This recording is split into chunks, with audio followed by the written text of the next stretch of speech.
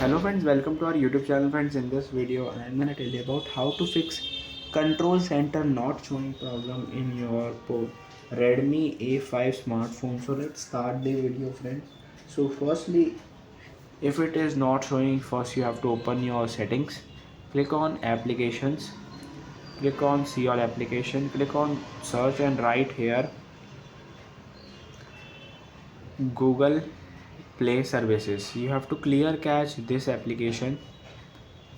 Then friends, you have to press back again. You have to click on Android. If you have any software update, you have to do it. Click on Android system web view, clear cache this application and restart your device. After that it will be fixed. I hope you like this video. If you like this video, then subscribe to our YouTube channel for more helpful tips and tricks videos. See you next time.